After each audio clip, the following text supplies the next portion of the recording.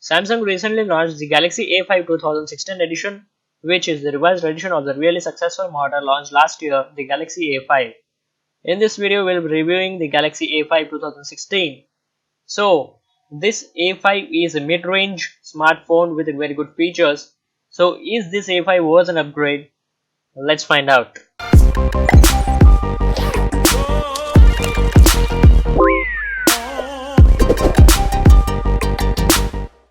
Firstly, let me give you the physical overview of this device. So you can see that the A5 2016 is very similar to the Galaxy S6 launched last year. We have Gorilla Glass 4 protection on the front. To the front, on the top, we have some sensors, earpiece, a 5 megapixel camera, and of course Samsung branding. And sadly, there is no LED notification light. We have a 5.2-inch display followed by the physical home key, also the capacitive buttons. The home key has a fingerprint scanner built in it and it seems to work well. To the back we have the 13 megapixel camera with the optical image stabilization and a single LED flash, and also the Samsung branding. To the right hand side we have the power button and a slot where you can add a nano SIM and a micro SD card. On the top you can find the secondary noise cancelling microphone followed by a slot where you can add the second SIM card. Moving to the left you can find the volume rockers, and at the bottom the main microphone, micro USB port, speaker, a 3.5mm audio jack. You also get the USB OTG support. This Galaxy A5 is 7.3mm thin and weighs about 150 grams and is very well built. It of course feels premium as it is from the popular A series which resembles the Galaxy S6. So with that being said, let me show you the specs for this Galaxy A5 2016. It is powered by a Exynos 7580 processor which is an octa-core chipset. It has 2GB of RAM, 16GB of internal storage, a Mali T720 GPU, 30 megapixel rear camera with optical image stabilization, a 5 megapixel front facing camera, a 2900 mAh battery, a fingerprint scanner, also a micro SD card support, and last but not the least, fast charging. So here you can see that I'm registering a fingerprint. The process seems to be quick and the scanner itself works great, I would say. Coming to the user interface of this device, the user interface of this device is very similar to the Galaxy S6, to which Samsung likes to call the TouchWiz. Coming to the display, this device is having a Super AMOLED screen, that is a 1080p screen, which has good contrast and great deep blacks. And due to this, the browsing experience on this device is very good. Now coming to the camera, this device has that quick launch feature available to launch the camera, and the user interface of the camera is also very similar to the Galaxy S6, except in this device you cannot record videos up to 4K. The highest video resolution that you can record via this camera is 1080p. So when it comes down to the camera quality, Samsung has always excelled. However, let me show you some sample shots that I took with this A5. These pictures were taken in completely outdoor conditions, and as you can see by the sample shots, the pictures in the outdoor conditions comes out to be really good. All the details are being maintained, the brightness is good, the contrast is good, and the picture is really crisp. Even in the micro shots, the details are being maintained. These pictures were taken in completely indoor conditions with the flash turned on and off, and as you can see by the sample shots, the pictures comes out to be decent. Recording this video with the rear facing camera of the Samsung Galaxy A5 2016 edition, and the audio you are hearing is also being recorded via the internal microphone of this device. As you can see in outdoor, the video quality comes out to be very good. So let me just walk normally to give you the stabilization idea.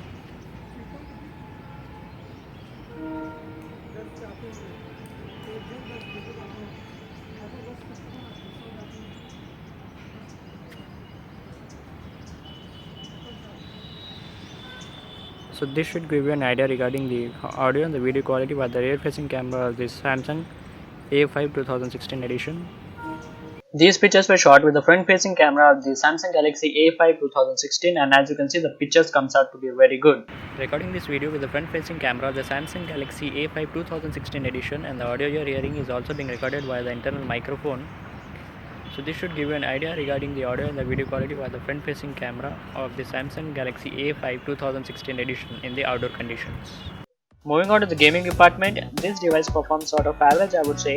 When I played the high graphic intensive games like Asphalt 8, Dead Trigger 2, Frontline Commando, I could notice some sluggishness, lagginess and some frame drops as well. But however, these games are playable, and with some casual games it will perform normally without any difficulties, that is without any lags whatsoever. But when you game over 15 minutes, the device may start to get a bit warm. Now coming to the battery life on this device, I was able to get a screen on time of about 4 or 50 minutes with a 23% battery still remaining. It could have also gone up to 5 hours, but with my typical usage, it lasted me a full working day. And in my opinion, I feel if a screen on time goes over 4 hours is very respectable. So great to see that improvement in this Samsung A5 2016 edition. You will get a decent battery life. So now I'll share my experiences that I had with this device, the things I liked and the things I disliked.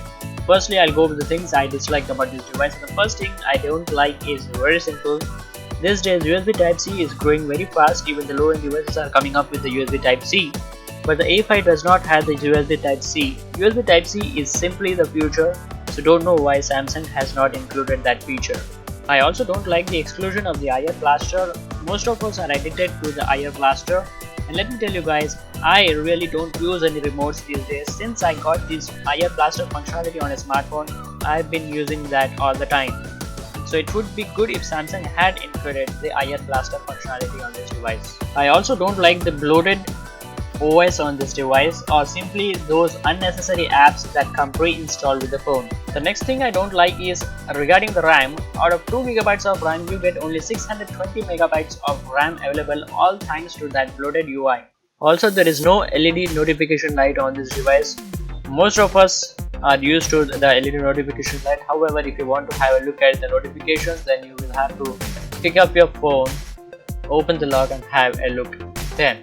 I also don't like the pricing of this device. This device is available in India for around 30,000 rupees. Now I feel 30,000 rupees is way higher for this kind of smartphone.